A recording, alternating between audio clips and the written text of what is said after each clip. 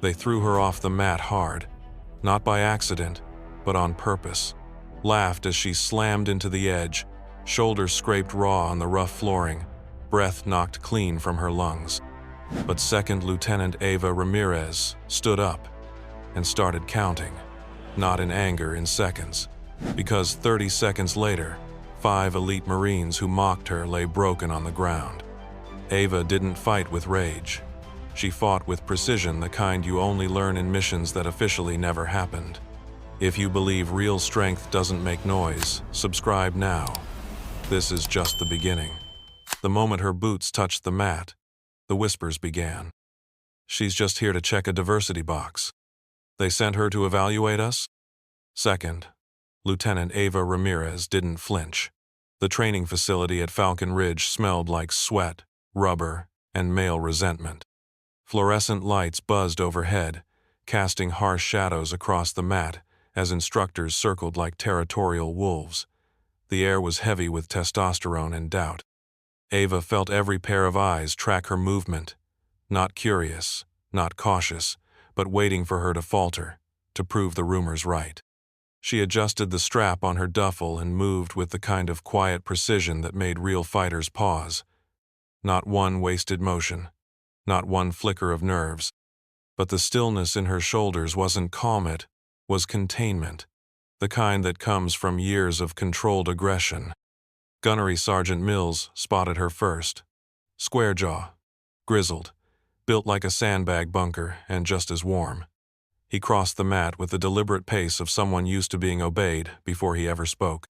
Behind him trailed 4 senior instructors: Dixon, Kravitz, Lee, and Bookreach, one carved from the same mold: bulk, bravado, and the quiet, seething contempt reserved for officers who hadn't earned it the hard way. "Lieutenant Ramirez," Mills said. His voice gravel dragged over broken glass.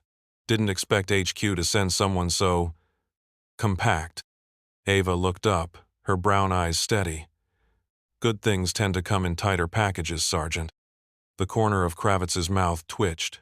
Lee outright laughed. Mills didn't. "Let's get something straight," he said, lowering his voice. "You're here to observe. You don't run this show. We built this program with our blood and our bones. You start interfering, and you'll find out quick just how little weight your bars carry out here." "I'm not here to interfere," Ava replied evenly. "I'm here to assess combat readiness and instructional integrity, per MCO 1550.54D. If there's nothing to hide, there's nothing to worry about." Mills took a half step closer. He was trying to intimidate her. It wasn't working. "We don't need lectures," he said. "We need warriors." Ava's voice dropped just enough for only him to hear. "Then maybe you should stop pretending you're the only one in the room." He blinked. She stepped past him, boots silent on the mat. The circle of instructors parted around her like smoke from a fire they didn't yet understand. She was small, yes, but she wasn't here to be seen. She was here to be reckoned with. By the end of her first week, the message was clear. She wasn't welcome. Not as an officer, not as a woman, and certainly not as someone sent from headquarters to evaluate Marines who'd been fighting long before she'd pinned on her silver bar. Gunnery Sergeant Mills led the resistance with surgical subtlety. On paper, he maintained professionalism, addressed her by rank, nodded in briefings, let her observe. But on the mat, in the mud, in front of the unit, it was a different game entirely. "You ever throw a punch in real combat, Lieutenant?" he asked one morning, as the platoon ran drills under a burning sky. His tone was casual, loud enough to carry but just soft enough to pass for banter. "Or you just read about it in a manual?" Kravitz chuckled from behind his mirrored sunglasses. "She probably teaches yoga on the weekends." "I'd take that class," Booker added. "Downward dog with sidearm retention." A few recruits laughed. The smart ones didn't. Ava kept her expression unreadable, her clipboard steady in one hand, her pen still moving. She didn't respond. That alone irritated them more than anything she could have said. They began to block her presence with calculated interference. Mills would forget to copy her on the day's schedule. Dixon would subtly crowd her out of view during demos. Rowan, a wiry, bitter corporal with a permanent scowl, would start drills before she arrived, then point to her lateness as evidence of her lack of commitment. And when she did try to offer corrections when she pointed out sloppy footwork or exposed center lines, Lee would interrupt with something like, "Appreciate the feedback, ma'am, but we prefer techniques that actually work in real-world fights." She knew what they were doing. This wasn't new. Ava had seen this brand of slow-burn insubordination before in quieter corridors and darker rooms, usually among men who feared what they couldn't control. It was never about her rank. It was about what she represented. "We bleed for this job," Dixon said one afternoon, wiping sweat from his jaw with a towel and tossing it carelessly in her direction. "You just audit it." That one hit harder than they knew, but not for the reasons they thought. Because they had no idea how much blood she'd already given. And they had no clue what she was still capable of. Ava kept her distance. She knew better than to force herself into a circle that had already closed ranks. So she became the ghost in the corner, the quiet presence near the chain-link fence, arms folded, eyes scanning every movement on the mat. They thought she was intimidated, detached, maybe even incompetent. They had no idea she was memorizing them. Lee's right foot dragged slightly when he pivoted old knee injury, maybe. Booker's high guard dropped when he transitioned to grappling. Kravitz overcommitted every time he went for a takedown, leaving his ribs exposed. Rowan's temper boiled just under the surface, his punches always a half-beat too angry. Even Mills' stoic, tight-jawed Mills relied too heavily on brute strength. No economy of motion, no finesse, just raw, battered muscle and decades of unchecked dominance. She took it all in. Every flaw, every tell, every moment of arrogance disguised as confidence. "You don't survive what I survived by showing your cards," she murmured once under her breath, watching from the edge of the mat as Dixon demonstrated an armbar with sloppier technique than he realized. "You survive by waiting and watching." She'd learned that lesson the hard way. There was a file locked in a drawer somewhere in Quantico with most of her past blacked out. A mission that technically didn't happen. A team that technically didn't exist. One wrong call, one flash of hesitation, and the operation had gone sideways. She'd walked away with a shattered radius, a commendation no one could speak of, and the silence of knowing the dead were buried with secrets on their lips. Now, years later, she was here, on the outside again, surrounded by men who thought her quiet was weakness, who didn't know what it meant to carry ghosts instead of stripes. She didn't talk much in the chow hall, didn't try to join their late-night sparring sessions or bond over old deployments. Let them underestimate her. Let them laugh behind her back. Because pressure reveals character. And Falcon Ridge was about to find out exactly how much pressure she could take. Before she pushed back. It was billed as a confidence drill, a harmless little sparring match to demonstrate team dynamics under pressure. That's how Mills framed it, arms folded, voice smooth, eyes a little too amused when he said Ava would step onto the mat with a few of the boys for a quick round of controlled engagement. 3 against 1. Evaluation purposes, he said, loud enough for the recruits to hear. Let's see how the lieutenant handles live stress. Ava didn't argue. She just nodded, stripped off her blouse, and stepped barefoot onto the mat in her standard-issue tee and compression shorts. Her body moved like it remembered something old and buried. But her face gave away nothing. Kravitz cracked his knuckles theatrically. Rowan smirked. Dixon bounced on the balls of his feet like a predator waiting for a signal. No protective gear, no timers. Just a silent crowd and a single exit behind the bleachers. Mills gave the nod. They came fast, coordinated not to win, but to humiliate. Kravitz lunged low, grabbing for her legs. Dixon swept in from the left, all elbows and weight. Rowan flanked the rear, targeting her shoulder. She moved with them, not against absorbing blows, rolling with force, keeping her core locked tight. She could have broken Kravitz's jaw in the first 3 seconds. Could have reversed Dixon's hold and pinned him with one wrist. Could have shattered Rowan's nose with a backstep kick before he even got close. But she didn't. She played the part. Restrained. Measured. Careful. Until Dixon faked a punch and hooked her knee. The sweep took her legs. The shove came a heartbeat later. Hard. Deliberate. Past the edge of the mat. Ava's body hit the concrete with a sickening slap. No padding. No warning. Her shoulder absorbed the brunt. Her elbow scraped raw.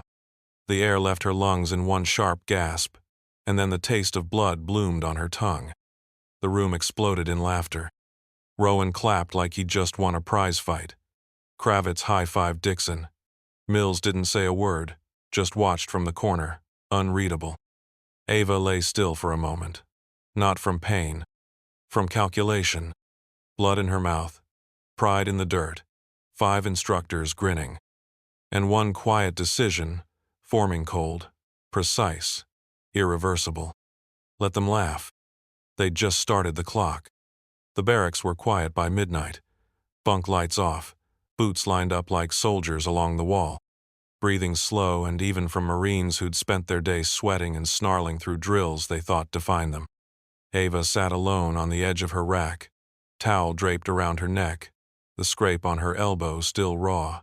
The laughter from earlier echoed in her head, not because it hurt, because it confirmed what she already knew. They didn't see her. Not really. Not yet. She reached beneath the frame of her footlocker, fingertips finding a nearly invisible seam beneath the lining. With practiced care, she peeled it back, revealing a thin pouch sealed with military tape. No name. No label. Inside, folded in cloth the color of dried blood, was the patch. Black hawk wings, crossed blades. No unit number, no motto, just silence. The kind of silence that followed men who never officially came home, and women whose service was erased before it could ever be acknowledged. Ava held it in her palm like a piece of memory, like a weapon. They called her support staff on the official paperwork. Left her out of the commendations. Buried the footage. But the people who really knew, called her something else. Cleaner. Closer. Ghost. She set the patch on the pillow like a relic and dropped to the floor. Slowly at first, her muscles began to unwind from the week of restraint. Controlled breathing. Balanced stance. Her hands flowed from one form to another kali, kenpo, krav, jujitsu. 1,000 hours of bone-deep instinct rising to the surface. Her bare feet whispered over the tile. 1-2 breath. Elbow. Pivot. Elbow again. She struck shadows in the dark, and the shadows gave her nothing in return. By the time she stopped moving, sweat traced her spine and her knuckles were hot. But her heart? Calm. They wanted a demonstration. She looked at the patch again. Quiet. Waiting. "I'll give them one," she whispered, "and I won't need more than 30 seconds. The sun hadn't yet crested the hills when Ava stepped onto the mat. She moved in silence, her uniform crisp, her sleeves rolled with surgical precision. The facility was empty, save for the distant hum of fluorescent lights and the rhythmic squeak of her boots across polished rubber. She stretched slowly, shoulders rotating, wrists flexing, neck rolling side to side, not warming up, just waking something inside her. By the time the platoon filed in, she was already there, centered, still. Mills spotted her first. He was sipping burnt coffee from a stainless mug, his mouth already twitching into a smirk. "Look who came back for more." Kravitz laughed under his breath. "Guess the floor wasn't enough yesterday." Rowan cracked his knuckles. "Let's help her feel welcome." Mills set the mug down and raised his voice. "All right, listen up. For training purposes, we're going to run a little situational demo today. Real-world pressure testing. 5-on-1. He let the words hang. Recruits leaned in. Phones came out. Someone whispered, "This is going to be good." "You good with that, Lieutenant?" Mills asked. Tone dripping condescension, masked as professionalism. "Or would you prefer we pull punches?" Ava looked at him. No smile, no twitch, just steady, grounded silence. I'm good. Dixon handed his phone to a recruit near the front. Keep it steady. The colonel's gonna want a copy. Ava stepped into the ring. Kravitz, Rowan, Dixon, Booker, and Lee surrounded her, forming a loose semicircle, not a formation, a pack. She inhaled. Her stance shifted, heel turning, center lowered, weight poised perfectly over the balls of her feet. Her breath slowed. Every nerve tightened, not in fear, but in focus. Her eyes narrowed. And then time broke. The first strike came from Dixon, wide hook, all power, no discipline. She ducked it cleanly, twisted in, and dropped him with a single palm to the throat. He hit the mat before the others had moved. Rowan charged. Too late. She was already moving, already calculating, already rewriting everything they thought they knew about her. They wanted real combat? They were about to meet it. Rowan came in fast, thinking speed would make the difference. It didn't. Ava sidestepped his charge with the grace of a dancer and the cold calculation of a surgeon. Her elbow snapped up just beneath his chin and his jaw clicked shut mid-swing. He crumpled sideways, stunned before he hit the mat. She didn't watch him fall. She was already turning. Kravitz tried to flank her. Wide stance. Too much weight on the lead foot. Amateur mistake. She pivoted low, grabbed his wrist, and drove her shoulder into his chest, using his momentum to send him airborne. His back slammed into the ground with a thud that silenced even the background chatter. Booker reached her next, more cautious, hands up, eyes unsure now. He feinted left, jabbed high. She blocked, caught his arm, snapped it back at the elbow. Clean. He howled. Fell. That was 3. Lee hesitated, eyes flicking to Mills at the edge of the ring, looking for guidance. But Mills said nothing, just watched. Ava moved first. A spinning heel, kick silent, fluid, final caught Lee at the base of the skull. He folded to his knees and then to the mat, out cold before he hit it. 4 down. The room had gone still. Phones lowered. Laughter gone.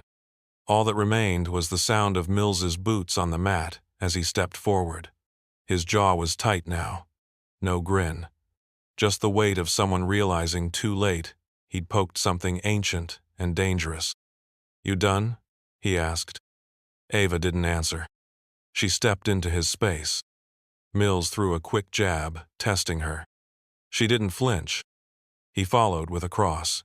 Ava caught it, turned, dropped. 1 hip, 1 throw.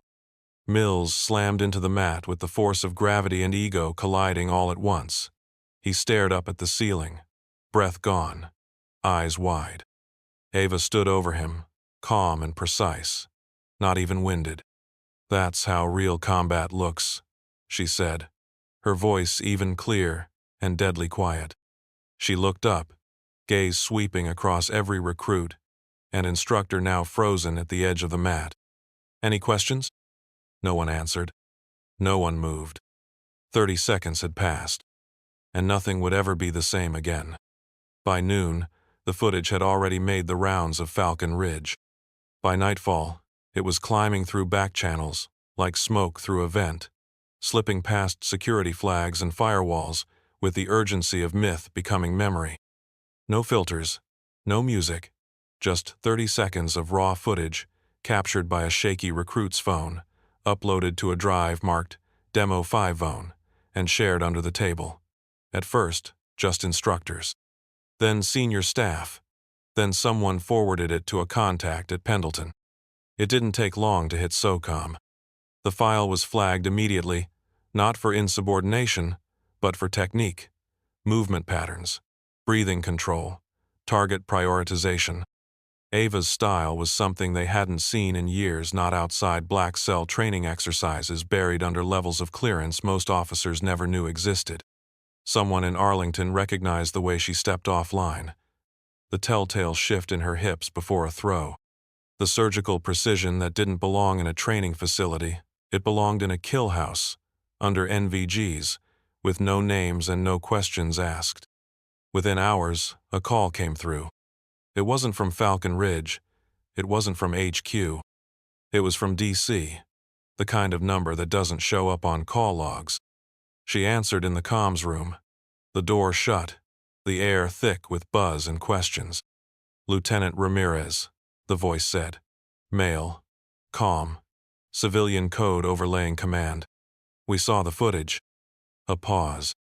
"You're still sharp." "I stay ready," she replied. Another pause. "We could use you again. Same parameters. Different scope." Ava stared at the blank wall in front of her, listening to the quiet hum of the base beyond the door. She thought about Mills on the mat, about the recruits watching with open mouths and shifting hearts, about the silence that followed when no one dared to mock her again. "I'm not done here," she said, voice low but steady. "I'm not done teaching them what respect really means." The call ended without ceremony. No follow-up. No confirmation. Just silence. Exactly the way ghosts prefer. It started with Booker. He showed up early the next morning, shirt clinging to sweat, ribs still taped from the takedown that left him wheezing on the edge of consciousness. He didn't speak, just stood by the wall, while Ava stretched alone in the center of the mat, her breathing deep, measured. She didn't acknowledge him. Not at first. But when she turned and offered a single nod, he stepped forward and mimicked her stance. Then came Kravitz. Then Lee. Rowan hovered in the doorway for 3 straight mornings before finally stepping onto the mat without a word, shame stitched into every step. Dixon never returned, not officially. But she caught him watching through the plexiglass one night when the lights were low and the noise had faded. Some wounds went deeper than muscle. And Mills came last. He walked slow, posture stiff, an elastic brace around his torso barely hidden beneath his PT shirt. His jaw clenched when their eyes met, but this time it wasn't posturing. He stood at the edge of the mat for a long time, arms crossed. "This was mine," he said, his voice low, hoarse. "For 15 years, this was my mat." Ava waited. Mills inhaled, winced slightly, then nodded. Once. "But it's not anymore." He stepped back and gestured toward the center, his hand steady. "This is your mat now, Lieutenant. Show us how it's really done." The room was quiet. No smirks. No sideways glances. Just eyes that had seen enough to understand what respect really looked like when it wasn't demanded, only earned. Ava didn't gloat, didn't correct them. She simply began to teach. Not just strikes and counters, but balance, control, how to breathe when your ribs are cracking, how to read an opponent's eyes before the fists ever fly, how to fight without fury, how to win without pride. She moved with the precision of someone who understood that violence was the last language of the undisciplined and that the true warrior was fluent in silence. In the weeks that followed, the rhythm of the mat changed. The swagger drained out, the noise quieted, and something new began to grow in its place. 6 months later, the echo of boots against the rubber floor hadn't changed, but everything else had. A new class filed into Falcon Ridge's combat training facility, wide-eyed and nervous, their uniforms still stiff from issue and untouched by the sweat and blood that would eventually claim them. They whispered to each other in hushed tones, taking in the size of the room, the scent of fresh chalk, and the scarred mats that held stories no one had written down. At the front of the room stood Lieutenant Ava Ramirez, her arms behind her back, chin lifted, eyes scanning every face. Her presence was calm, but not quiet. She didn't need to raise her voice to own the room. The air shifted around her, the way it does when storms are near. Behind her, a screen flickered to life. There was no dramatic intro, no edits, no voiceover. Just grainy, unfiltered footage of a 30-second demolition. 5 Marines. 1 woman. A mat that swallowed arrogance and spit out silence. Recruits leaned forward, jaws tightening as they watched one body drop. Then another. Then another. No wasted motion. No brutality. Just technique. just precision, just the kind of power that doesn't ask permission. When the screen went black, no one spoke. Ava turned. "They pushed me off the mat once," she said, her voice even, unwavering.